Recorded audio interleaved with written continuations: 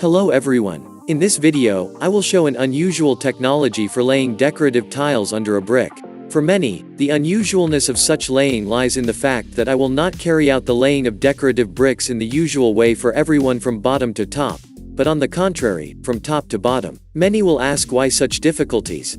I will try to explain. In normal installation, laying the tiles from bottom to top and reaching the ceiling, the last row is usually trimmed in height. When trimming wide tiles, this is less noticeable. And if you need to revet some other element, for example, the basement of the foundation of the house, approaching the junction of the basement and the wall, it is not always possible to guess so that the last tile remains intact.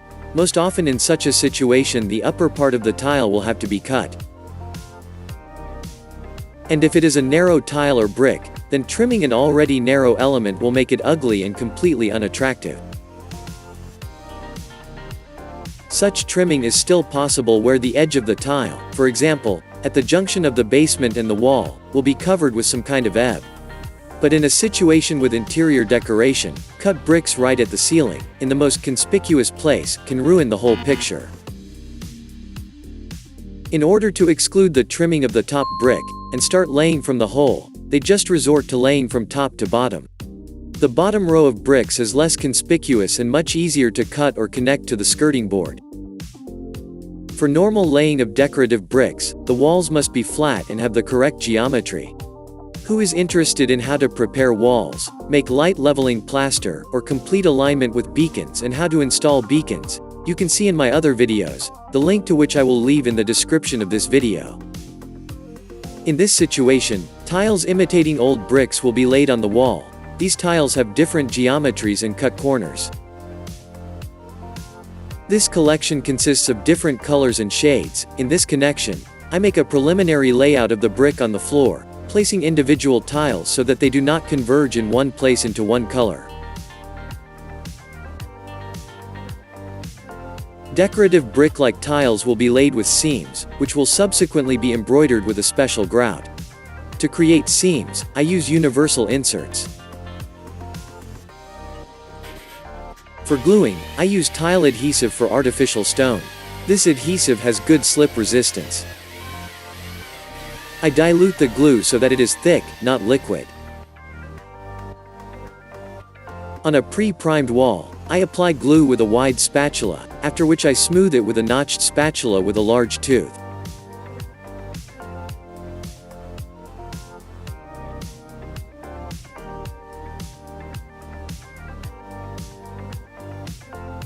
Before gluing, be sure to apply glue to the back of the brick.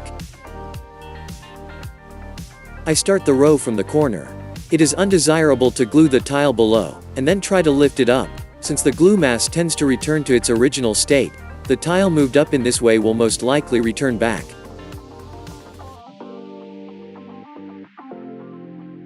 Therefore, it is much more correct and simpler to glue the tiles a little higher, and move them down, inserting a conductor for the seam between the rows.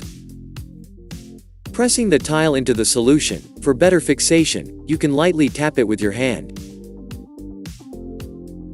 Rows of bricks, between each other, I lay with an offset. The laying of decorative bricks is done gradually, row by row, first on one wall, then on the adjacent one. Where necessary, inserting into the corner, half of the brick cut with a tile cutter. In order not to miss the horizontality of the rows and the verticality of the seams,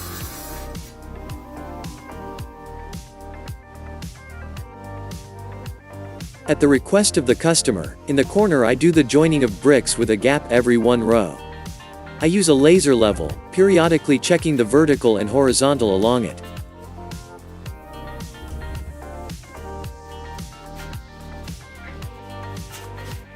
In my case, the wall on which the decorative brick is laid has a doorway. In order for the door strips to cover the edge of the brickwork coming to the door is brought into the room to a depth equal to the thickness of the brick. I would like to separately focus on the question of how to bypass sockets and electrical switches. Coming with tiles to the outlet, most install a switch on top of the tile, the overlay of which covers the transition. This method is definitely good, but it is more suitable for an even coating, for example, tiles with the same thickness of all tiles. In a situation with brick-like tiles, where the tiles can have different thicknesses, it will not be possible to beautifully close the transition with a switch cover, where the cover will be adjacent to the tile, and somewhere there will be a gap. Therefore, in such a situation, I preliminarily make a spacer made of plywood, which I install under switches and sockets. Thanks to the wooden spacer, it turns out that the switch protrudes from the wall by about the thickness of the decorative tile. Further, going up to the switch with a tile, I cut it so that it does not reach the switch frame by 5 mm.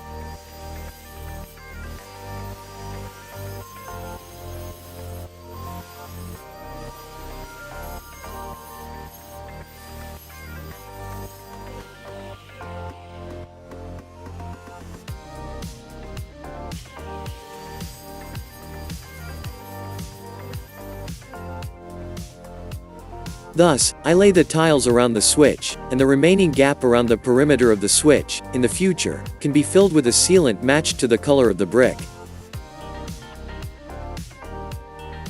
Having laid the entire volume of decorative bricks on the walls, and letting the glue dry, I fill the joints with grout, forming them using a special narrow spatula. In this case, to fill the joints between the tiles made under the old brick, in order to make the brickwork natural, grout with a coarse fraction of sand is used. Having diluted a small amount of grout, I fill a cellophane bag with a cut-off nose with grout. Too thick grout is badly squeezed out, so I dilute it to the consistency of not very thick sour cream. It is better to fill the seams in small sectors, since a very dry grout in the seams will lose its ability, and such a seam will no longer form normally. I fill horizontal and vertical seams with grout, trying to evenly squeeze the grout out of the package and not stain the front surface of the brick with it.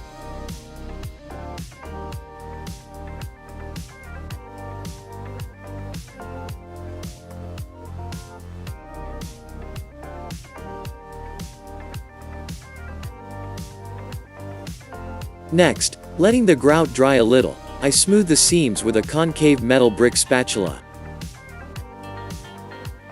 Slightly dried grout, no longer stains the brick, is pressed in under the influence of a narrow spatula and takes a concave shape.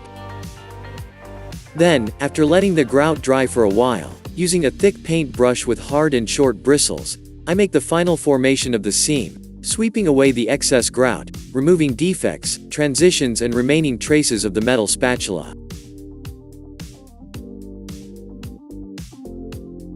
In such a simple way, you can lay decorative bricks. Such work is within the power of many. With insufficient experience, the main thing is not to dilute large volumes of both glue for the stone and grout.